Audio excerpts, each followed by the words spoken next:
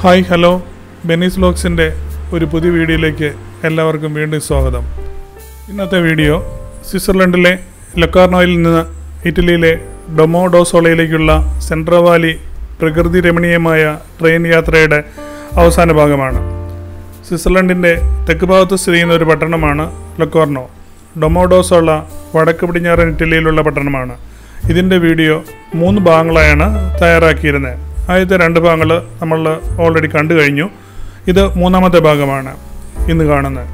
ഇറ്റലിയിലെ ചെറിയ പട്ടണമായ സാന്താ മരിയ മഗ്ഗിയോറി കഴിഞ്ഞ് തുടങ്ങി ഡൊമോഡോസോളയുടെ അടുത്ത് വരെയുള്ള വീഡിയോ ആണ് ഇതിൽ ഉൾക്കൊള്ളിച്ചിട്ടുള്ളത്. നമ്മുടെ ചാനൽ ബെനീസ് വ്ലോഗ്സ് ഇതുവരെയായിട്ടും സബ്സ്ക്രൈബ് ചെയ്യാത്തവർ സബ്സ്ക്രൈബ് ചെയ്യുക. ഈ വീഡിയോ ഇഷ്ടമാണെങ്കിൽ നിങ്ങൾ ലൈക്ക് ചെയ്യുക. അതുപോലെ തന്നെ നിങ്ങളുടെ സുഹൃത്തുക്കൾക്കും ഈ ഷെയർ ചെയ്ത് ഈ ചാനലിനൊരു വളർച്ചയ്ക്ക് സഹായിക്കുക. ഈ വീഡിയോ അവസാനം വരെ കാണുക. ഓരോ പോയിന്റിലും വ്യത്യസ്തമായിട്ടുള്ള കാഴ്ചകളാണ് നമുക്ക് കിട്ടുന്നത്. ഇറ്റലിയിലൂടെയുള്ള ട്രെയിൻ യാത്ര ചെയ്യുന്നത് കേവലം ഗതാഗത മാർഗം മാത്രമല്ല, രാജ്യത്തിൻ്റെ സമ്പന്നമായ ഭൂപ്രകൃതി, ചരിത്രം, സംസ്കാരം എന്നിവ അനാവരണം ചെയ്യുന്ന ഒരു ആഴത്തുള്ള അനുഭവമാണ്.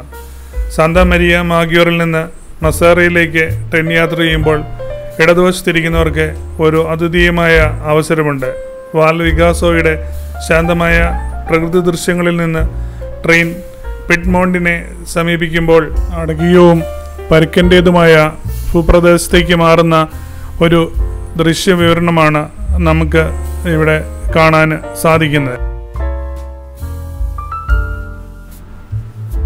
സാന്താ മരിയ മാഗ്ഗിയോറ് ആരംഭ പോയിന്റ് നമ്മൾ സമർത്ഥമായ വാൽ വികാസോയിൽ സ്ഥിതി ചെയ്യുന്ന സാന്താ മരിയ മാഗ്ഗിയോറാണ് ശാന്തമായ ഒരു പുറപ്പെടൽ പോയിന്റ് നൽകുന്നത്. ആകർഷകമായ ആൽഫൈൻ വാസ്തുവിദ്യയും പച്ചപതിച്ച പുൽമേടുകളും ഉള്ള ഈ മനോഹര ഗ്രാമം യാത്രയുടെ ടോൺ സജ്ജമാക്കുന്നു. ട്രെയിനിൻ്റെ ഇടതുവശത്ത് നിന്ന് ആദ്യ നിമിഷങ്ങൾ ചുറ്റുമുള്ള പർവ്വതങ്ങളെ വെളിപ്പെടുത്തുന്നു. അവയുടെ കൊടുമുടികൾ പലപ്പോഴും മൂടൽ മഞ്ഞിൽ പൊതിഞ്ഞ് അല്ലെങ്കിൽ അതിരാവിലെ സൂര്യൻ്റെ സ്വർണ്ണ വെളിച്ചത്താൽ സ്പർശിക്കുന്നു. പരമ്പരാഗത കല്ലുകൊണ്ട് നിർമ്മിച്ച വീടുകളും ഇടയ്ക്കിടെ മനോഹരമായ ചാപ്പലുമുള്ള മൃദുവായ ചെരുവുകളാണ് ഇവിടുത്തെ ഭൂപ്രകൃതിയുടെ സവിശേഷത. തീവണ്ടി നീങ്ങുമ്പോൾ നിബിഡ വനങ്ങളും ടോസ് നദിയിലെ തെളിഞ്ഞ വെള്ളവും നിറഞ്ഞതാണ്.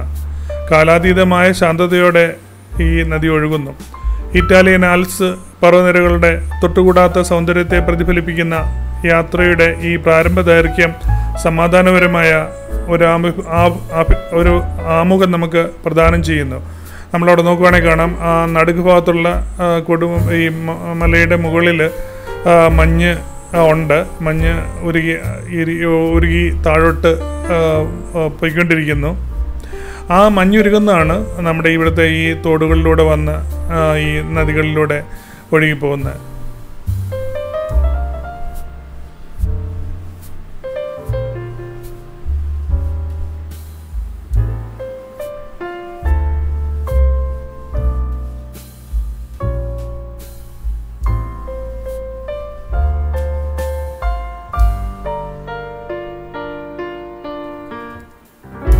വാൽ വികാസോ പ്രകൃതിയിലൂടെയുള്ള ഒരു യാത്ര. ട്രെയിൻ യാത്ര പുരോഗമിക്കുമ്പോൾ പ്രകൃതി ദൃശ്യങ്ങൾ നാടകമായി മാറുന്നു. ചിത്രകാരന്മാരുടെ താഴ്വര എന്നറിയപ്പെടുന്ന വാൽ വികാസോ അതിൻ്റെ പ്രകൃതി സൗന്ദര്യത്തിനും കലാപരമായ പൈതൃകത്തിനും പേരുകേട്ടതാണ്. തീവണ്ടിയുടെ ഇടതുവശത്ത് നിന്ന് പച്ചപ്പിൽ നിന്ന് കൂടുതൽ പരുക്കൻ വന്യമായ പ്രകൃതി ദൃശ്യങ്ങളിലേക്കുള്ള ക്രമാനുഗതമായ ആ മാറ്റം നിരീക്ഷിക്കാൻ നമുക്ക് കഴിയും. വെള്ളാരം കല്ലുകളുള്ള ആ നദി ഒരു കേന്ദ്ര സവിശേഷതയായി തുടരുന്നു. പലപ്പോഴും താഴ്വരയിലൂടെ വളയുന്നു. അതിൻ്റെ തിളങ്ങുന്ന ഉപരിതലം ചുറ്റുമുള്ള സസ്യജാലങ്ങളിൽ നിന്ന് തികച്ചും വ്യത്യസ്തമാണ്. ചിതറിക്കിടക്കുന്ന ഫാമുകളും പരമ്പരാഗതമായ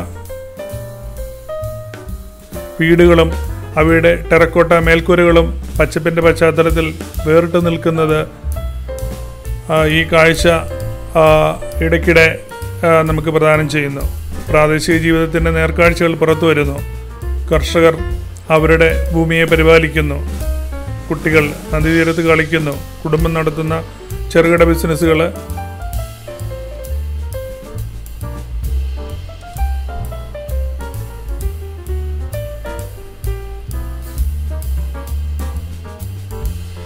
ഇവയെല്ലാം നമ്മൾ ഈ മുന്നോട്ട് പോകുമ്പോഴത്തേനും നമുക്ക് ദൃശ്യമാകുന്നു. ഓരോ സ്ഥലങ്ങളിലെയും കാഴ്ചകൾ വ്യത്യസ്തമാണ്. ചിലയിടത്ത് കൃഷി ഭൂമികൾ തന്നെ ഇങ്ങനെ നീണ്ടു കിടക്കുന്നു. നമ്മൾ പോകുന്ന റൂട്ടിൻ്റെ രണ്ട് സൈഡിലും ഈ വലിയ മലനിരകളാണ്. നമ്മളതിൻ്റെ നടുക്കൂടെയുള്ള സമതലത്തിലൂടെയാണ് യാത്ര ചെയ്യുന്നത്. ഇതാണ് നമ്മൾ കല്ല് വീടുകൾ. അതിൻ്റെ ഭിത്തിയെല്ലാം കല്ലുകൾ കൊണ്ടുണ്ടാക്കിയതാണ്. എന്നിട്ട് തടി കൊണ്ടുള്ള ജാലകങ്ങളും വാതിലുകളും ഒക്കെ പിടിപ്പിച്ചിരിക്കുന്നു. ഇത് ഇവിടുത്തെ ഒരു പ്രത്യേക സവിശേഷതയാണ്. കന്നുകാലികളോടെ വീടിനോട് അടുത്തുള്ള സ്ഥലങ്ങളിൽ മേയുന്നുണ്ട്. ഇടയ്ക്ക് കാലുകളൊക്കെ കാണുന്ന ചെറിയ ഈ മുന്തിരിത്തോട്ടങ്ങളാണ്. മുന്തിരിത്തോട്ടങ്ങളൊക്കെ ഇപ്പം ഈ മഞ്ഞ് മാറി കഴിഞ്ഞപ്പോഴത്തേനും പൊട്ടി തളർത്ത് വരുന്നേ ഉള്ളൂ. അതുകൊണ്ടാണ് നമുക്ക് മുന്തിരിക്കുലകളോ അല്ലെങ്കിൽ അതിൻ്റെ ഇലകളോ ഒന്നും ദൃശ്യമാകാത്തത്. പരുക്കൻ ഭൂപ്രദേശത്തേക്കുള്ള മാറ്റം. ട്രെയിൻ കയറുകയും കൂടുതൽ ദുർഘടമായ ഭൂപ്രദേശത്തെ സമീപിക്കുകയും ചെയ്യുമ്പോൾ ഭൂപ്രകൃതി ശ്രദ്ധേയമായി മാറുന്നു. ഉരുണ്ടുകൂടിയ കുന്നുകൾ കുത്തനെയുള്ള ചെരുവുകൾക്ക് വഴിയൊരുക്കുന്നു. വനപ്രദേശങ്ങൾ ഇടതൂർന്നും കൂടുതൽ ഗംഭീരവുമാവുന്നു. തീവണ്ടിയുടെ ഇടതുവശത്തു നിന്നുള്ള കാഴ്ചകൾ നൂറ്റാണ്ടുകളായി പ്രകൃതി ശക്തിയാൽ കൊത്തിയെടുത്ത നാടകീയമായ പാറക്കൂട്ടങ്ങളും ആഴത്തിലുള്ള മലയിടുക്കുകളും കാണിക്കുന്നു. കെട്ടിടങ്ങളിൽ കൂടുതൽ വ്യക്തമായ ആൽഫൈൻ സ്വാധീനങ്ങളോടെ വാസ്തുവിദ്യയും മാറുന്നു. ഇത് പ്രദേശത്തിൻ്റെ കഠിനവും മനോഹരവുമായ അവസ്ഥകളെ പ്രതിഫലിപ്പിക്കുന്നു.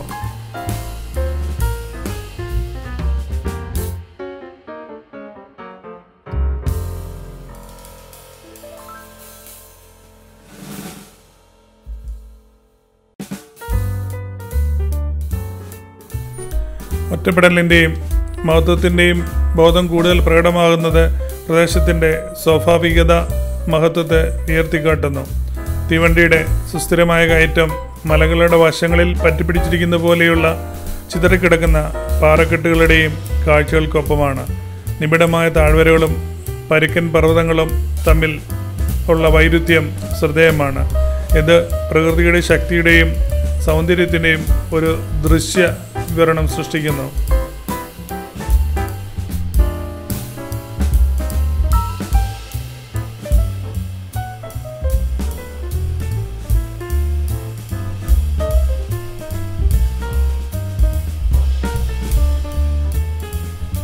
തീവണ്ടി മസേറയോട് അടുക്കുമ്പോൾ ലാൻഡ്സ്കേപ്പ് ഒരിക്കൽ കൂടി മയപ്പെടുത്താൻ തുടങ്ങുന്നു.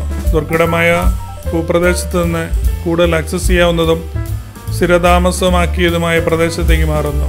പീഡ്മോണ്ട് മേഖലയിലെ ആകർഷകമായ ഗ്രാമമായ മസേര അതിൻ്റെ പരമ്പരാഗതമായ വാസ്തുവിദ്യയും ചരിത്രപരമായ തുടർച്ചയും കൊണ്ട് സവിശേഷമാണ്.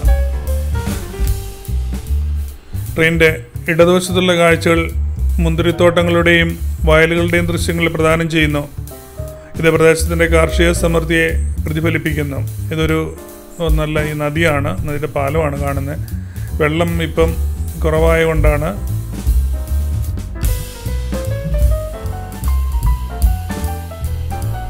മസറയിലേക്കുള്ള സമീപനം ക്രമാനുഗതമായ ഇറക്കത്താൽ അടയാളപ്പെടുത്തുന്നു. ചുറ്റുമുള്ള ഗ്രാമപ്രദേശങ്ങളുടെ അന്തിമ ദൃശ്യം പ്രദാനം ചെയ്യുന്നു. അവിടെ ഫലഭൂയിഷ്ഠമായ സമതലങ്ങളും നന്നായി കൃഷി ചെയ്ത വയലുകളും നേരത്തെയുള്ള പർവ്വതങ്ങളിൽ നിന്ന് വ്യത്യസ്തമാണ്.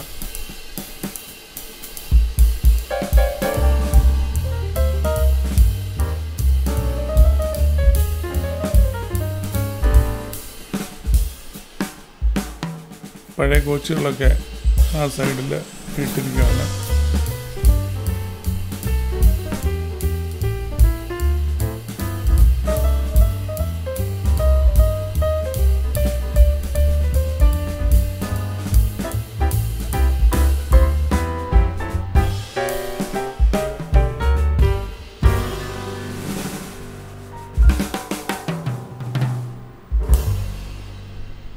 ഇവിടെ എല്ലാം നല്ല പച്ചപ്പുള്ള ഭൂപ്രദേശങ്ങളിലൂടെയാണ് നമ്മളിപ്പം കടന്നു പോകുന്നത്.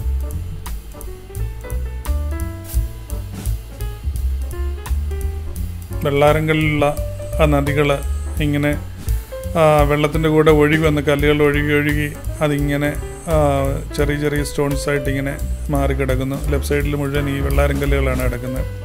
ഈ ഭാഗത്തെല്ലാം ചുണ്ണാമ്പ് കല്ലുകൾ പോലെയുള്ള വെളുത്ത കളറുള്ള കല്ലുകളാണെന്ന് തോന്നുന്നു. ഈ ഭാഗത്തുള്ള നദികളിലെല്ലാം നമ്മൾ കാണുന്നത് ഈ വെള്ളാരങ്കല്ലുകളാണ്.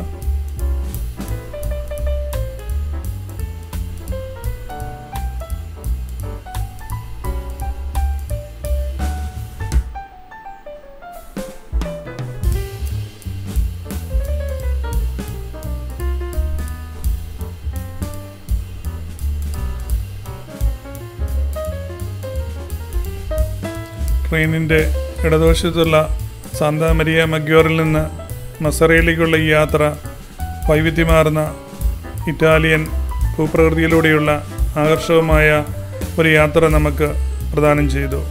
വാൽവിയോസയുടെ ശാന്തമായ ആൽഫൈൻ സൗന്ദര്യം മുതൽ നാടകീയമായ പർവ്വത കാഴ്ചകൾ വരെയും ഒടുവിൽ പീഡ്മോണ്ടിലെ സൗമ്യമായ വയലുകളിലേക്കും ഇറ്റലിയുടെ സമ്പന്നമായ പ്രകൃതിദത്തവും സാംസ്കാരികവുമായ പൈതൃകത്തെ പ്രതിഫലിപ്പിക്കുന്ന ഒരു ദൃശ്യവിരുന്ന് ഈ യാത്ര നമുക്ക് നൽകി. യാത്രയുടെ ഓരോ ഘട്ടവും അതിൻ്റേതായ തനതായ മനോഹാരിത നമുക്ക് പ്രദാനം ചെയ്തു. മാറിക്കൊണ്ടിരുന്ന കാഴ്ചകൾ രാജ്യത്തിൻ്റെ വൈവിധ്യമാർന്നതും മനോഹരവുമായ ഭൂപ്രകൃതിയുടെ തെളിവായി വർത്തിക്കുന്നു. ഈ റൂട്ട് 2 ലക്ഷ്യസ്ഥാനങ്ങളെ ബന്ധിപ്പിക്കുക മാത്രമല്ല, ഇറ്റലിയുടെ പ്രകൃതി സൗന്ദര്യത്തിൻ്റെയും സാംസ്കാരിക ചരിത്രത്തിൻ്റെയും സമ്പന്നമായ ഒരു ചരട് നെയ്യുന്നു.